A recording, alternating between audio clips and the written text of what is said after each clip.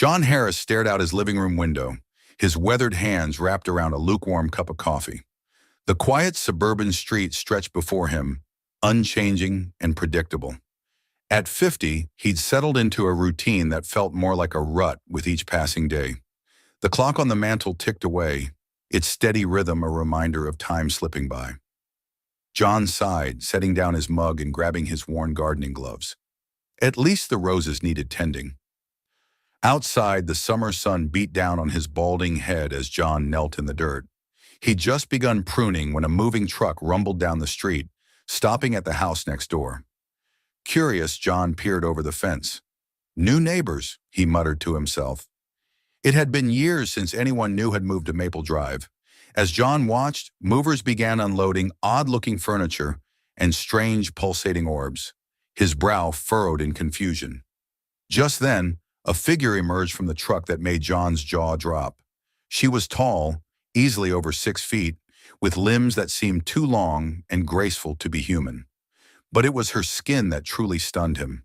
It shimmered and glowed with an otherworldly light. As she turned, John caught a glimpse of her eyes, a mesmerizing deep violet that seemed to look right through him. John ducked behind the fence, heart racing. An alien, an actual extraterrestrial, had just moved in next door. "John, you all right over there?" He jumped at the sound of his elderly neighbor's voice.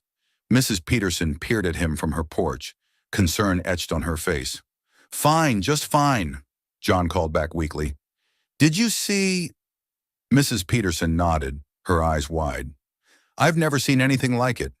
Do you think we should call someone?" Before John could answer, a melodic voice floated over the fence. "Hello, neighbors. I am Tani. I hope I'm not disturbing anyone with my arrival." John slowly stood, coming face to face with his new alien neighbor. Up close, her beauty was even more striking. Her skin seemed to pulse with an inner light, casting a soft glow around her. "Hello," John stammered. "I'm John. Welcome to the neighborhood." Tani's violet eyes crinkled as she smiled. "Thank you, John. I look forward to getting to know you better." There was something in her tone, a hint of suggestion perhaps, that made John's cheeks flush. He cleared his throat. "Where exactly are you from, if you don't mind me asking?" "Oh, a planet you've likely never heard of. Elizo. It's quite far from here," Tani replied casually, as if discussing a move from another state rather than another solar system. Mrs. Peterson had made her way over, gaping openly at Tani. "Good Lord," she muttered. "I never thought I'd see the day." Tani turned her dazzling smile on the older woman. "And you are?" "Margaret Peterson. I baked you a welcome pie," Mrs. Peterson said faintly, holding out a dish John hadn't noticed before. "How thoughtful," Tani exclaimed, reaching for the pie. As she did, her fingers brushed John's arm. A jolt of electricity seemed to pass between them, making John gasp. Tani's eyes locked onto his, a knowing look passing over her face. "I do hope we'll become good friends, John," she purred. John swallowed hard, unsure how to respond. This was certainly not how he'd expected his day to go when he woke up this morning. As the days passed, John found himself constantly distracted by his new neighbor. He'd catch glimpses of Tani through his window, her graceful form moving about her yard or lounging on her porch. More than once, he'd looked up to find her watching him with those mesmerizing violet eyes. Their interactions started small, a wave over the fence, a brief good morning as they collected their mail.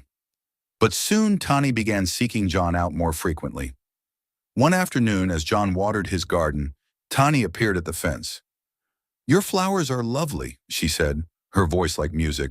"On Elizo, we have plants that sing when they bloom. Perhaps I could show you sometime?"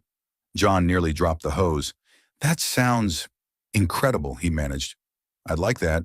Tani's smile widened. "Excellent. It's a date then." Before John could process her words, she was gone, leaving him flustered and more than a little intrigued. The next day, John was trimming his hedges when he heard a commotion from Tani's yard. Peering over the fence, he saw her struggling with what appeared to be a large pulsating plant. "Need a hand?" he called out before he could stop himself. Tani looked up, relief evident on her face. "Oh, John!" "Yes, please, this lumina bush is being quite stubborn." John made his way into her yard, eyes widening at the alien flora surrounding him. The plant Tani was wrestling with seemed to glow from within, its leaves shimmering with an iridescent sheen. "What exactly do you need me to do?" John asked, approaching cautiously. Tani gestured to a spot behind the plant. "If you could just hold it steady while I replant it, that would be wonderful." John nodded, moving into position. As he gripped the plant's trunk, a warm, tingling sensation spread through his hands. He gasped, nearly letting go. "Oh, don't mind that," Tani said with a laugh. "It's just saying hello." John watched in amazement as Tani deftly maneuvered the plant into a new pot. Her movements were fluid, almost hypnotic. He found himself staring, captivated by the play of light across her skin. "There we go," Tani said triumphantly.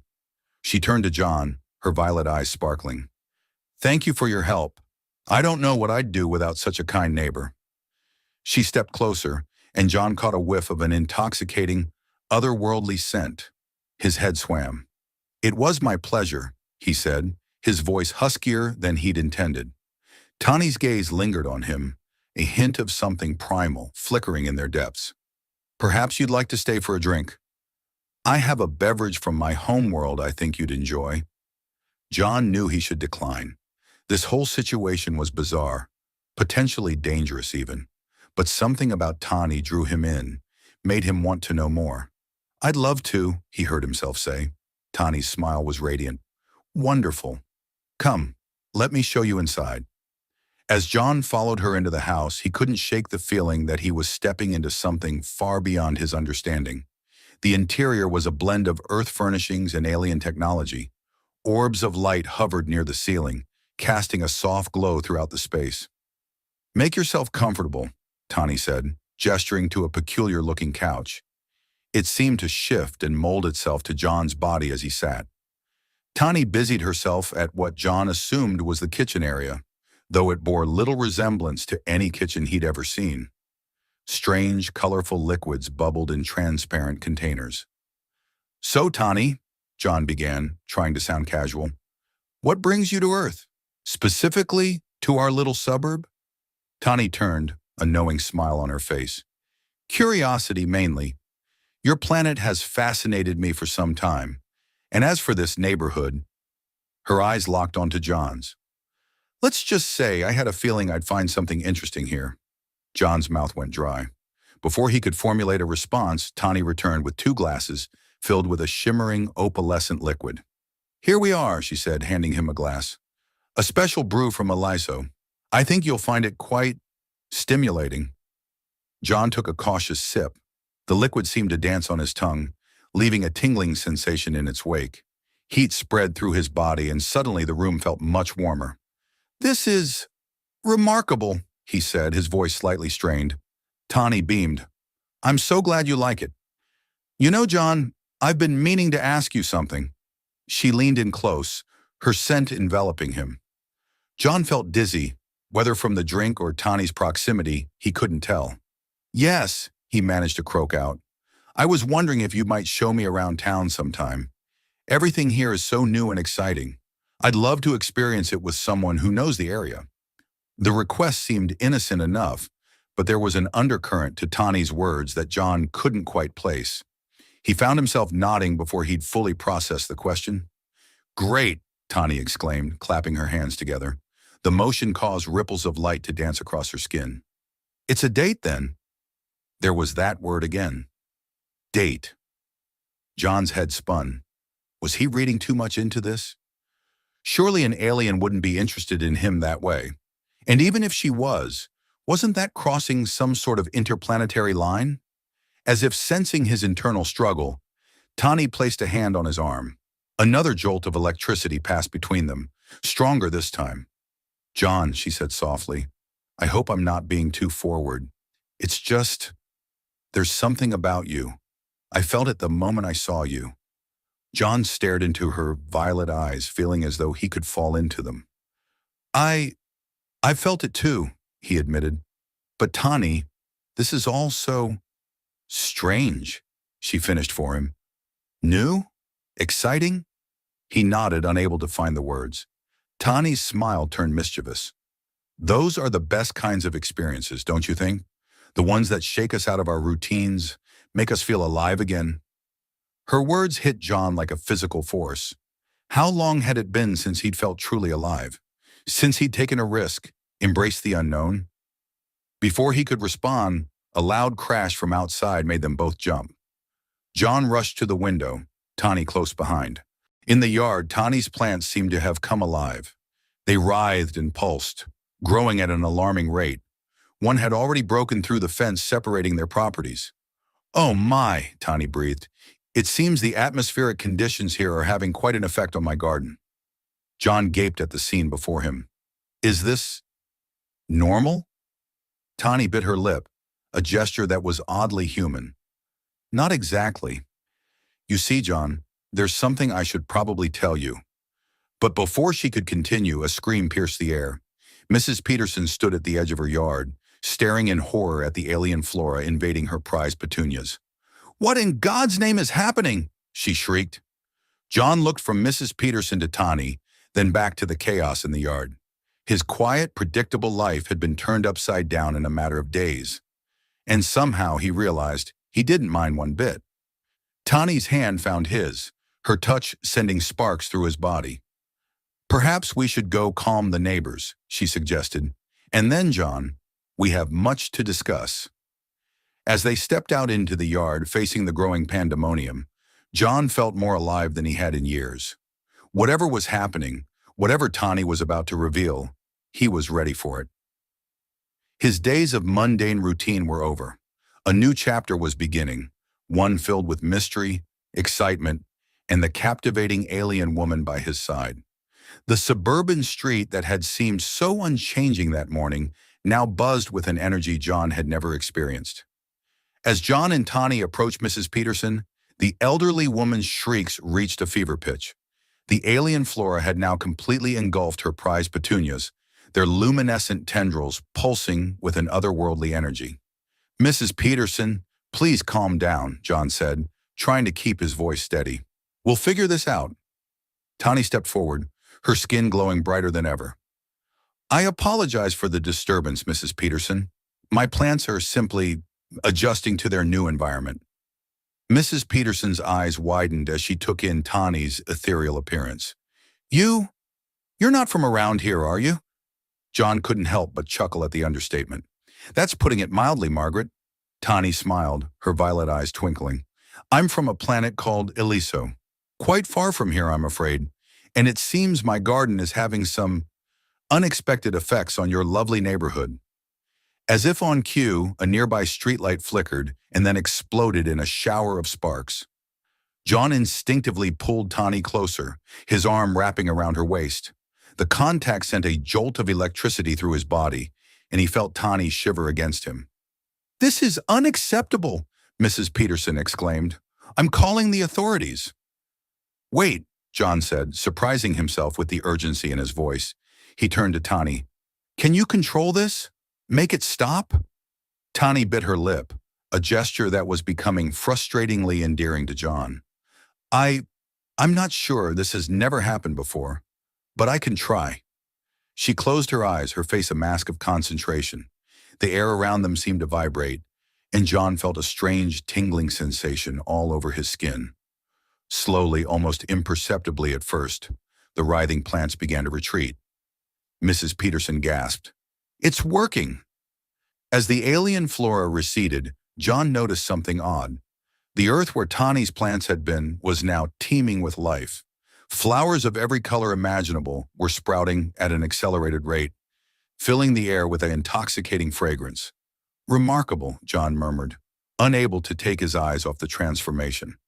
Tani opened her eyes, looking both relieved and exhausted. "There, that should stabilize things, for now." Mrs. Peterson, seemingly forgetting her earlier panic, shuffled closer to examine the new blooms. "I've never seen anything like this. They're beautiful." John turned to Tani, his curiosity overriding his caution. "What exactly is happening here, Tani?" She met his gaze, a mix of emotions playing across her luminescent features. "It's complicated, John. Perhaps we should discuss this privately?" The way she said his name sent a shiver down his spine. He nodded, suddenly eager to be alone with her again. "Mrs. Peterson," John said, turning to his elderly neighbor, "why don't you head inside? I promise we'll sort all this out." The old woman nodded, still dazed by the floral display before her. As she shuffled back to her house, John felt Tani's hand slip into his. "Your place or mine?" she asked, a hint of mischief in her voice. John swallowed hard. Mine. If that's okay." Tani smiled, and John felt his heart skip a beat. "Lead the way, John Harris." As they entered John's house, he was acutely aware of how mundane it must seem compared to Tani's otherworldly abode. But if she noticed, she didn't show it. Instead, her eyes roamed the space with genuine curiosity.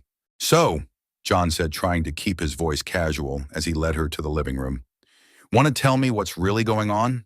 Tani sank onto his couch, her luminescent skin casting a soft glow around her. "It's not easy to explain, John. My people, we experience things differently than humans do." John sat beside her, careful to maintain a respectful distance. "Different how?" Tani's violet eyes met his, and he felt a surge of something course through him. "We have cycles, John. Periods of intense need." John's mouth went dry. "Need?" She nodded, a faint blush coloring her cheeks. "On my world, we call it the joining. It's a time when we seek out a compatible partner. The urge becomes overwhelming," realization dawned on John. "And you're experiencing this joining now?" Tani's gaze dropped to her hands.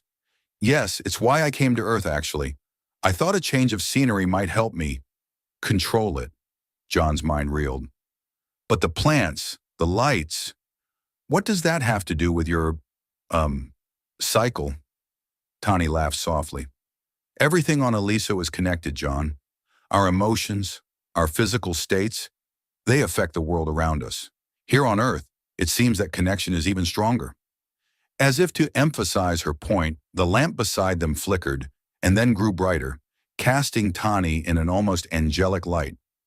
John leaned forward, fascinated despite himself.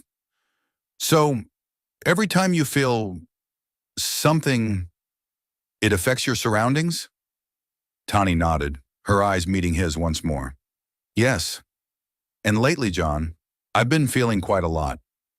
The air between them seemed to crackle with electricity. John found himself moving closer, drawn in by some inexplicable force. "Tani," he said, his voice barely above a whisper, "what exactly are you feeling right now?" She reached out, her fingers brushing his cheek. The contact sent a jolt through John's entire body. "Why don't I show you?" Before John could respond, Tani leaned in and pressed her lips to his. The world exploded in a riot of sensation. John felt as if he was falling and flying at the same time, every nerve ending in his body singing with pleasure. When they finally broke apart, both gasping for air, John noticed that every plant in his house had burst into bloom. The air was thick with an otherworldly perfume, and the walls seemed to pulse with a soft, pinkish light. "Wow," John breathed, struggling to form coherent thoughts. "That was just the beginning," Tani finished, her eyes glowing with an intensity that both thrilled and terrified John. As the days passed, John found himself caught in a whirlwind of emotion and chaos. Tani's presence in his life was like a force of nature, unpredictable and exhilarating. She would appear at his door at all hours, sometimes to share a strange alien delicacy, other times simply to bask in his company.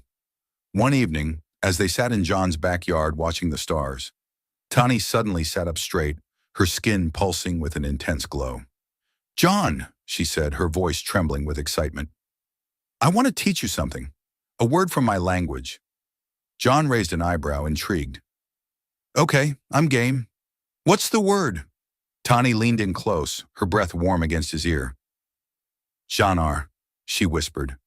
As the alien syllables left her lips, John felt a wave of warmth wash over him. The grass beneath them began to sway, despite the lack of wind, and the air filled with tiny glowing particles. What does it mean?" John asked, his voice hoarse. Tani's violet eyes locked onto his. "It means my heart's desire." John's pulse quickened. "Tani, But before he could finish, a loud crash from next door interrupted them.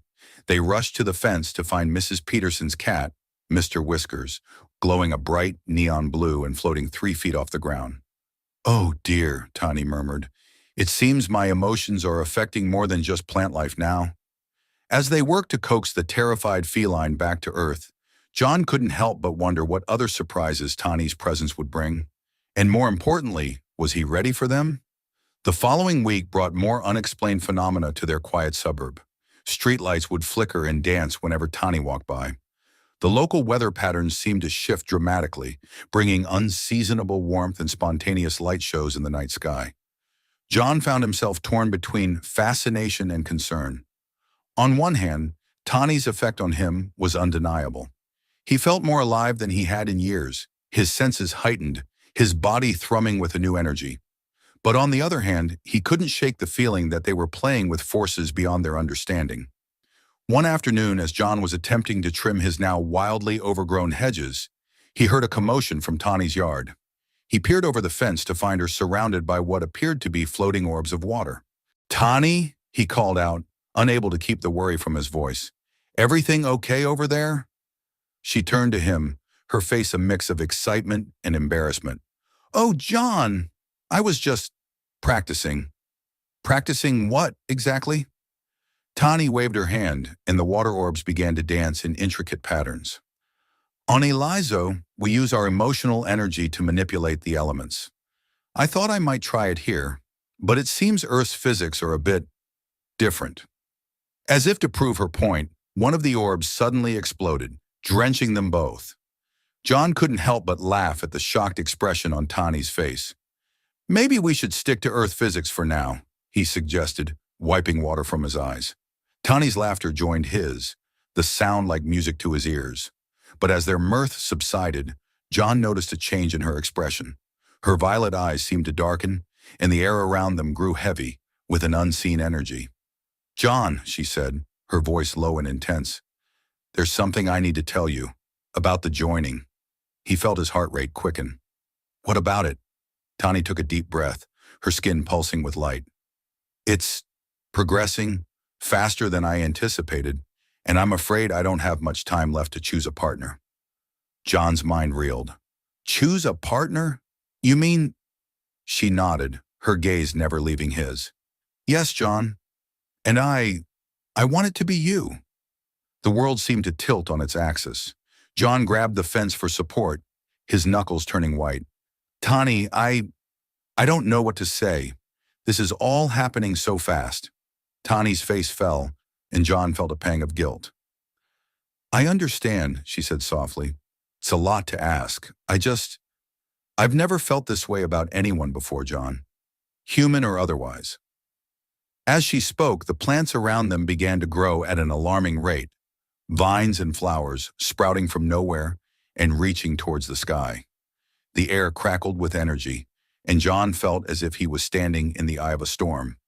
"Tani," he said, his voice barely audible over the rustling of leaves. "What happens if you don't choose a partner?" Her luminescent skin dimmed slightly. "The energy builds up. Eventually it becomes unstable. Dangerous even, not just for me, but for everything around me." The implications hit John like a physical blow. He thought of their quiet neighborhood, of Mrs. Peterson and her glowing cat, of the strange and beautiful changes Tani had brought to his world. "How long?" he asked. Tani's eyes met his, filled with a mixture of hope and fear. "A few days at most. After that, I don't know what will happen." John took a deep breath, his mind racing. He thought of his life before Tani, the quiet routine, the creeping sense of irrelevance. And then he thought of the past few weeks, the excitement, the wonder, the feeling of being truly alive for the first time in years. "Okay," he said, surprised by the steadiness in his voice. "Tell me everything. What exactly does being your partner entail?" Tani's face lit up, quite literally, her skin glowing brighter than he'd ever seen. "Oh, John, you mean you'll consider it?" He nodded, a smile tugging at his lips despite the gravity of the situation. "I'm not making any promises, but yeah." I'll consider it. As Tani began to explain the intricacies of Ellison partnerships, the vines around them seemed to pulse with life, wrapping around the fence and creating a natural bower. John listened intently, his heart racing with a mixture of fear and exhilaration. Whatever happened next, he realized his life would never be the same. And somehow, that thought didn't scare him nearly as much as it should have. As the sun dipped below the horizon, casting a warm glow across the overgrown garden, John sat on his porch, his mind a whirlwind of thoughts and emotions. Tani's words echoed in his head, the intricacies of Ellison partnerships both fascinating and terrifying. He ran a hand through his graying hair, feeling the weight of the decision before him. On one hand, the idea of bonding with an alien being, of potentially altering the very fabric of his existence, sent a shiver of fear down his spine. On the other, the thought of losing Tani, of returning to his mundane life, felt like a physical ache in his chest. A soft knock on the door pulled John from his reverie. He opened it to find Tani standing there, her luminescent skin pulsing with a soft, anxious light. "May I come in?" she asked, her violet eyes searching his face. John nodded, stepping aside to let her pass. As she entered, the air around them seemed to crackle with energy. The house plants in the entryway stretched towards her, their leaves quivering with what John could only describe as excitement. They sat on the couch, a respectable distance between them, though John could feel the pull of her presence like a physical force. "Have you made a decision?" Tani asked, her voice barely above a whisper. John took a deep breath. "Tani, I'm scared," he admitted. "This is all so much, so fast. A month ago, my biggest concern was whether to repaint the fence. Now I'm contemplating an interspecies partnership that could change the course of my entire existence." Tani's face fell, her glow dimming slightly. "I understand, John. I never meant to burden you with this. Perhaps it would be best if I—" "No," John interrupted, surprising himself with the intensity of his response. He reached out, taking her hand in his. The contact sent a jolt of warmth through his body. "That's not what I'm saying. I'm scared, yes, but I'm also exhilarated. You've brought color back into my world, Tani. Life. Wonder. I don't want to lose that." Tani's eyes widened, hope blooming across her features. "John, are you saying—" He nodded, a smile tugging at his lips. "I'm saying yes, Tani. I want to be your partner. Whatever that entails, whatever challenges we face, I want to face them with you." The words had barely left his mouth when the room exploded with light. Tani's skin blazed like a supernova, and every plant in the house burst into bloom simultaneously. The air filled with an otherworldly perfume, and John felt a surge of energy course through his body, leaving him breathless. Tani threw her arms around him, her touch sending waves of pleasure cascading over his skin. "Oh, John," she breathed, her voice thick with emotion. "You've made me so happy. I promise, I'll do everything in my power to make this transition easy for you." As the days passed, John and Tani fell into a rhythm of discovery and adaptation. They spent long evenings on the porch, Tani regaling him with tales of her homeworld, while John introduced her to the intricacies of Earth culture. One night, as they cuddled on the couch watching Casablanca, Tani turned to John with a quizzical expression. "John," she said, her brow furrowed in concentration, "why don't the humans in these moving pictures glow when they experience strong emotions?" John couldn't help but chuckle. "We don't glow at all, Tani. That's uniquely you." Tani's eyes widened in surprise. "Really? How do you express your feelings then?" John thought for a moment. "Well, we use words mostly, and facial expressions, body language. Sometimes we might blush or cry." Tani leaned in closer, her violet eyes intense. "Show me," she whispered. Heart racing, John cupped her face in his hands. "Tani," he said softly, "you are the most beautiful, fascinating, incredible being I've ever met. When I'm with you, I feel alive in ways I never thought possible. I love you."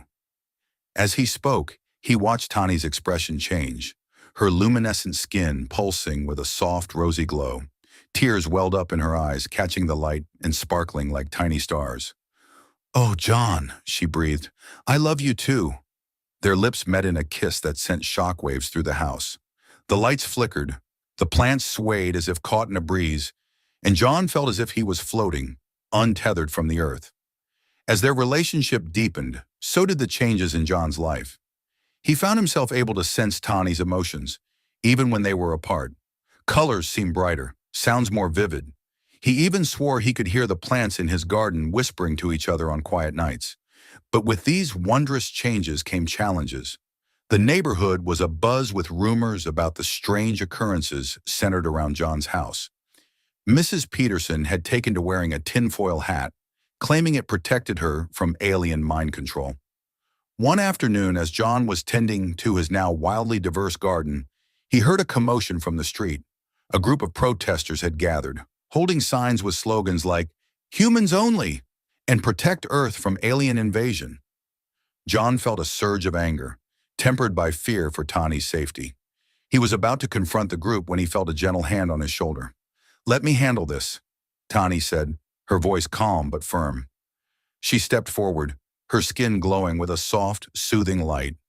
As she approached the protesters, flowers began to bloom at her feet, their sweet fragrance filling the air. "Good afternoon," Tani said, her melodic voice carrying easily over the crowd's murmurs. "I understand you have concerns about my presence here.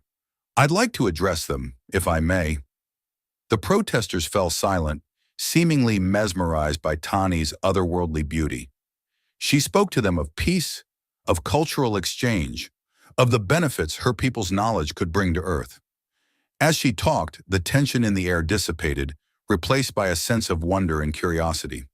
By the time Tani finished speaking, the protesters had lowered their signs. Several were even asking for her autograph. John watched in awe, his heart swelling with pride and love for this incredible being who had chosen him as her partner. As the weeks passed, John and Tani's bond grew stronger. They spent hours exploring the limits of their connection, discovering new ways to communicate and share experiences. Tani taught John to manipulate the energy fields around him, starting small with making flowers bloom at will. One evening, as they lay in the backyard gazing at the stars, Tani suddenly sat up, her skin pulsing with an intense light. "John," she said, her voice trembling with excitement and a hint of nervousness. "There's something I need to tell you." He propped himself up on his elbows, concern creasing his brow. "What is it, love?" Tani took his hand, placing it gently on her abdomen. "Can you feel it?" she whispered. At first, John felt nothing. Then suddenly he sensed it, a tiny spark of energy, pulsing in time with Tani's own glow. His eyes widened in shock. "Tani, are you?" She nodded, tears of joy streaming down her luminescent cheeks. "We're going to have a baby, John, a perfect blend of our two species." The news hit John like a tidal wave of emotion. Joy, fear, excitement, and wonder crashed over him in rapid succession. He pulled Tani close, kissing her deeply as the garden around them erupted in a riot of bioluminescent blooms. The months that followed were a whirlwind of preparation and adaptation. Tani's pregnancy progressed faster than a human one, her body changing in ways that left John both fascinated and concerned. They spent countless hours researching, consulting with the few trusted scientists who knew of Tani's true nature, and preparing their home for the arrival of their interspecies child. As Tani's due date approached, the entire neighborhood seemed to hold its breath in anticipation. Even Mrs. Peterson had come around, knitting tiny, glow-in-the-dark booties for the baby. The night Tani went into labor, the sky above their house erupted in a spectacular aurora, visible for miles around. John held her hand, marveling at the strength and grace she displayed as she brought their child into the world. With a final push, in a burst of blinding light, their daughter was born. She was perfect, a tiny glowing bundle with John's dark hair and Tani's violet eyes. As John held her for the first time, he felt a surge of love so powerful it brought tears to his eyes. "What should we name her?" Tani asked, her voice tired but filled with joy. John looked down at their daughter, watching as she opened her eyes and gazed up at him with a wisdom that seemed far beyond her few minutes of life. How about Aurora, he suggested, after the lights that danced in the sky when she was born. Tani smiled, reaching out to caress their daughter's cheek. Aurora, she repeated. It's perfect. As the days passed, John and Tani settled into their new life as parents. Aurora grew at an astonishing rate, displaying abilities that were a unique blend of her human and Ellison heritage. She could make flowers bloom with a touch like her mother, but also showed a keen interest in Earth's technology, often taking apart John's gadgets to see how they worked. One sunny afternoon, as they sat in their garden watching Aurora play among the alien flora, John turned to Tani with a smile. You know, he said, when you first moved in next door, I never imagined this is where we'd end up. An interspecies family, raising a child who might very well change the course of human-alien relations? Tani leaned against him, her skin glowing with contentment. Are you happy, John? Truly?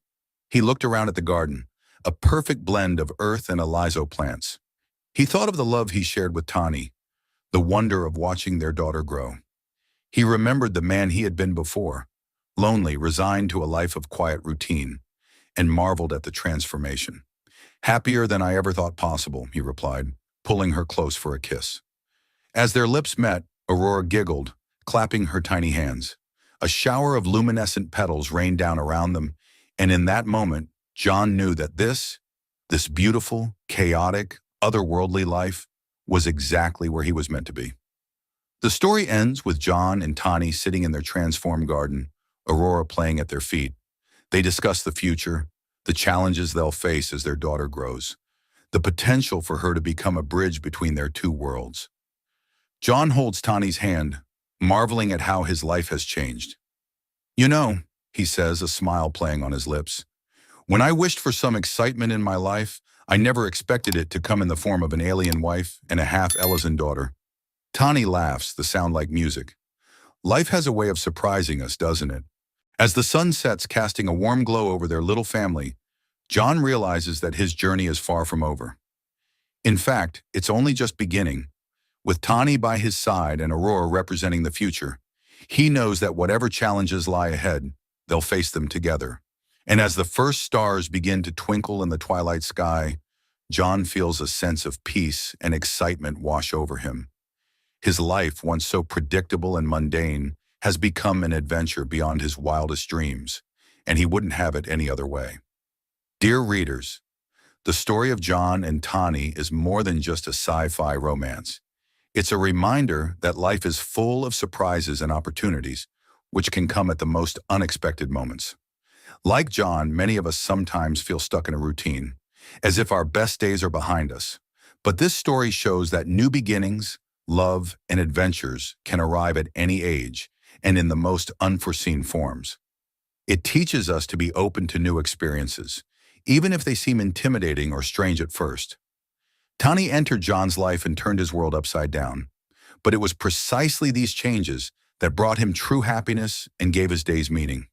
This story also reminds us of the importance of accepting differences.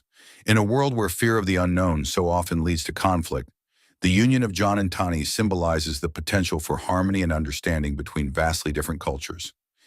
Let this story inspire you to be more open to the surprises life brings. Remember, sometimes the most incredible adventures start with a simple hello to a neighbor next door. Who knows, maybe your own Tani or your own John is already waiting to meet you around the corner. It's never too late to start a new chapter in your life. Be brave, be open, and may your life be as bright and full of wonder as John and Tani's garden.